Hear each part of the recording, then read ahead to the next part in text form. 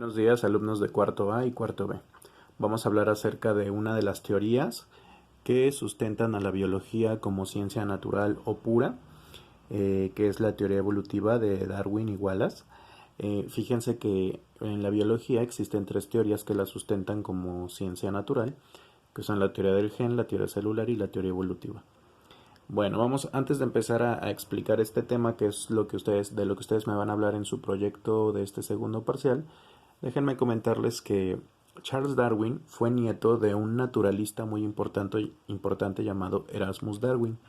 Erasmus Darwin, eh, él había estudiado y se había interesado ya por los procesos evolutivos que estaban, digamos, de moda en esa época.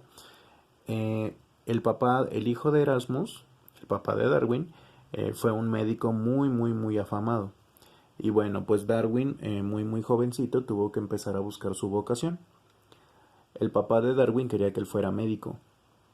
Bueno, lo mandó a estudiar a diferentes carreras y al final logró convencerlo en estudiar medicina. Fíjense que cuando el papá lo lleva a una cirugía con un niño, en la antigua medicina, los médicos no anestesiaban a las personas, los abrían en vivo, o sea, los amarraban, les ponían los amordazaban para que no gritaran y vámonos, en vivo los operaban y si en la operación resistían, pues ya sobrevivían y si no, pues con la pena se morían. Y Darwin no pudo aguantar ver a ese niño, pues abriendo al niño y ver cómo sufría el pobrecito en la operación. Entonces él a los 22 años se escapó. Tenía un amigo que iba a recorrer el mundo en un viaje, en un barco que se llamaba el Beagle, que es lo que hizo Darwin. Entonces, pues como les comentaba aquí, ya les tengo preparado el apunte, Darwin abandonó la escuela de medicina y se embarcó en el viaje del Beagle con su amigo.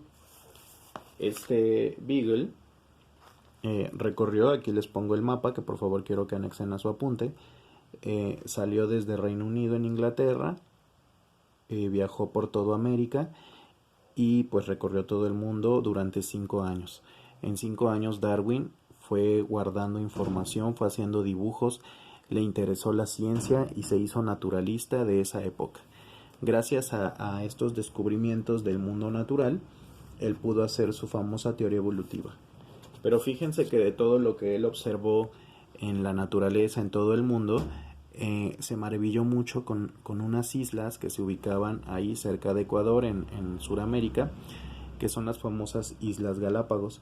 Él se dio cuenta de muchas especies, en particular aves, reptiles, peces, la flora, etcétera, y empezó a descubrir diferentes fósiles. Fíjense que algo que le llamó mucho la atención a Darwin fue que fósiles que encontraba en esta zona las encontraba aquí. Entonces él empezó a hacer estudios de biogeografía, o sea, es decir, en qué momento esta parte de América se fragmentó de África. Entonces, pues él empezó a hacer muchas inferencias de eso, ¿no? Encontró fósiles de animales que eran gigantes y que eran muy similares a animales muy pequeñitos. Por ejemplo, encontró un fósil llamado Glyptodon, que era un armadillo gigante, y se dio cuenta que pues existían armadillos gigantes antes, predecesores del armadillo general. También encontró huesos de un perezoso gigante que se llama Megatherium, y también comparó esas anatomías de sus fósiles y se dio cuenta de que pues existieron otros organismos antes de los actuales. Ahora, algo que le llamó mucho la atención fue que en el archipiélago existían unas aves llamadas pinzones. En estos aves observó que un archipiélago es un conjunto de islas, entonces se dio cuenta que en la isla central existía un modelo general de pinzón que comía de todo, este. Pero él empezó a viajar por las diferentes islas y se dio cuenta que en una isla había pinzones con picotes más grandes para romper madera. Había otros pinzones con picos curveados para comer gusanos. Había pinzones con picos muy afiladitos para comer polen. Y así se dio cuenta que había diferentes variedades de pinzones y se especializaban en los diferentes tipos de alimentación que había en cada una de las islas. Entonces él se dio cuenta que de un organismo general podían derivar diferentes. A eso le llamó la idea del ancestro común. Fíjense que hay algo muy erróneo en la teoría evolutiva de Darwin. La mayoría conocemos o pensamos que Darwin dijo que los humanos proveníamos de los monos, y no es cierto. Eso no es lo que él dijo. De hecho, como en el tiempo en el que Darwin propuso su teoría estaba muy de moda la teoría fijista, es decir, la teoría de que los seres vivos no evolucionaban y habían sido creados por un ente mágico o divino, todo el mundo se burlaba de él, decían que era el hombre mono y que pues la evolución había sido como nos lo manejan en esas imágenes de un changuito, otro changote, changote, changote humano. Y no es cierto, Darwin nunca dijo eso. Darwin dijo que hubo un antecesor común para todos los homínidos o monos, incluido el ser humano, y que de esos derivamos nosotros. Nosotros somos, de hecho, el resultado de las cruzas exitosas de diferentes individuos. Para que les quede claro, les voy a hacer una analogía. Por ejemplo, si yo quisiera, y creo que se los comenté en algún momento, si yo quisiera evolucionar en un Emanuel rubio de ojos azules, pues yo no voy a evolucionar, va a evolucionar mi descendencia. ¿Qué es lo que tendría que hacer? Primero, comprobar que mis genes sean dominantes. Entonces, por ejemplo, si yo tengo 5 hijos, yo tendría que tener el éxito de cruzar a la personita que se parezca más a mí. Ya que seleccione, o digamos que esta sería una selección artificial que también la consideró Darwin, que es lo que hacemos con las razas de los perros. Pero bueno, retomando, si yo quisiera evolucionar, podría meter mi mano, entonces obligaría a mi hijo o hija que se parezca más a mí a tener hijos con con pura gente caucásica pura, para que entonces se mezclaran mis rasgos dominantes con esos rasgos rubios, y así estar haciendo que mis nietos que se parezcan a mí se empiecen a cruzar con gente rubia para que mis rasgos se mezclen con esos conceptos, características, y yo pueda evolucionar al paso de las generaciones esas características en mí. Es una analogía, así es como ocurren las evoluciones. El resultado final de la evolución es la diversidad de especies. Eso es la evolución, que a partir de diferentes, por adaptaciones del ambiente, las características cambien, se vayan heredando generación por generación y se vayan formando nuevas especies, como lo que ocurrió con el perro y el lobo. Los lobos que quisieron socializar adquirieron esas adaptaciones conductuales, fueron transmitiéndoselas de generación en generación y así se formaron los perros. Ahora, miren, esto es lo que les estoy comentando de los fósiles.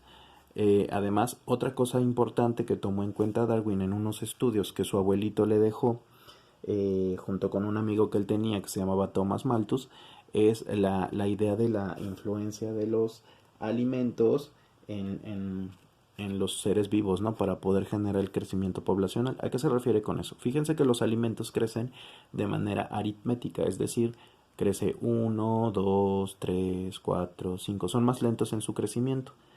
En cambio, los organismos que los consumimos crecemos de manera exponencial, es decir, 2, 4, 6, 8, 10. Entonces Darwin decía, ¿cómo es posible que crecemos tantos organismos y el alimento no nos permita suministrarnos el suficiente alimento para que podamos seguir con vida? Y en eso tenía razón. Entonces se dio cuenta que los alimentos se alcanzan gracias a que existe el hambre y las enfermedades. A nivel biológico, las enfermedades, la muerte y el hambre son buenas porque van eliminando a las especies. En el caso del ser humano, bueno, ahí entran unas cuestiones sociales, emocionales, en las cuales pues no sería padre dejar morir a alguien o pues dejar con hambre a alguna persona. Pero estos conceptos son reguladores del crecimiento de la población. Si nosotros nos comportáramos como animalitos, estos factores nivelarían la población humana y pues obviamente habríamos menos personas en el mundo. Bueno, Darwin presentó sus estudios, nadie le creyó, se guardaron su información, etcétera. Muchos años después, otro joven, Alfred Wallace, llegó a las mismas conclusiones que Darwin, pero él recorrió el Amazonas. Él ya había leído la información que Darwin había escrito. Entonces él mandó de manera diferente nuevas aportaciones a su teoría y se las mandó a Darwin. Darwin las revisó y se dio cuenta pues de cosas que él no había observado o que se había observado pero que no las había logrado describir tal cual. Entonces, decidido por la información de Wallace y la información que Darwin ya tenía, él publicó su teoría en su libro El origen de las especies, que es un libro enorme que pues bueno trae muchísima información. Y bueno, en ese libro nos maneja de qué trata su teoría evolutiva. Y su teoría evolutiva maneja varios conceptos que estos todavía van a venir en el examen y que yo se los pedí en el proyecto. En primer lugar, maneja la selección natural. La selección natural es todos los mecanismos que tienen o todas las adaptaciones que tiene una especie para lograr sobrevivir, y la especie que pueda reproducirse, dejar la descendencia con mis adaptaciones al ambiente, van a ser las especies más aptas. Por ejemplo, los leones, por eso cuando tienen un harem, un solo macho fecunda a todas las hembras. Si llega otro macho, pues no le permite cruzarse con las hembras. Es como el Rey León. Todas las leonas, este, son, digamos, todas tienen descendencia con Mufasa. Bueno, espero que hayan visto el Rey León. Entonces, por ejemplo, Nala y Simba son hermanos, son del mismo papá. Entonces, por ejemplo, los leones, si otro león fecunda a la hembra y tiene descendencia, el león alfa mata a las crías para que sus genes se conserven, por dar un ejemplo.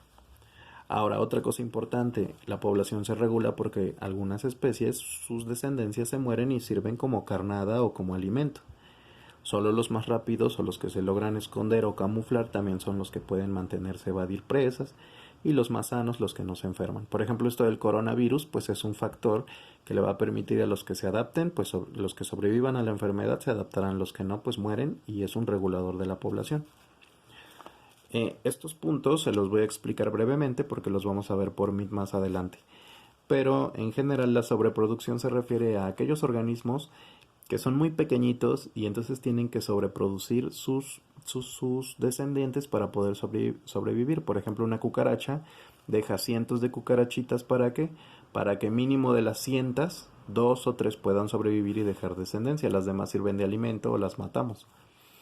En el caso de la variación, se refiere a las diferentes formas que hay dentro de una misma especie, y esas formas les van a generar ventajas o desventajas. Por ejemplo, nosotros somos seres humanos, tenemos diferentes ojos, color de pelo, rostros, y algunos pues seremos más atractivos o desatractivos para otros, algunos podrán aparearse fácilmente, otros no. Esa es la variación. Digamos que los diferentes formas y gustos. La lucha por la existencia hace referencia a poder mimetizarse, si eres cazador, si eres presa, si eres depredador, carroñero, todas las estrategias y adaptaciones que uno tiene para poder sobrevivir. El éxito reproductivo hace referencia a dejar descendencia por mínimo 2 o más generaciones y que los genes se conserven. Por ejemplo, si yo tengo un hijo y se parece a mí y ese hijo tiene un nieto y se parece a mí, yo tuve un éxito reproductivo, mis genes se mantuvieron por más de 2 generaciones. Y las adaptaciones son todos esos cambios en forma del cuerpo, en funciones del cuerpo o en conductas que me permiten a mí sobrevivir a un determinado ambiente.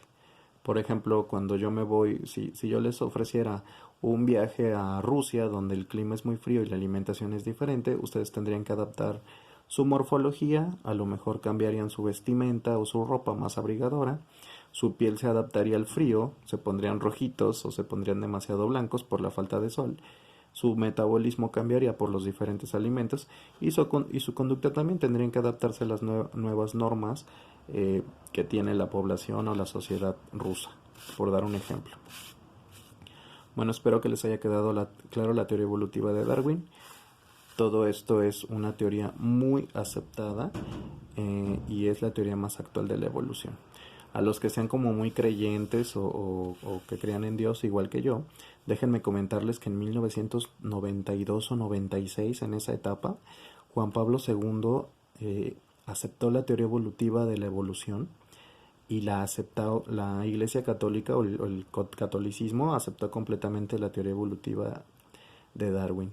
Entonces, pues es una teoría que tiene muchísimas evidencias, que son los temas que vamos a ver más adelante, y es una teoría que es muy muy aceptada y que nos permite entender cómo es que existen diferentes formas de vida y diversidad biológica.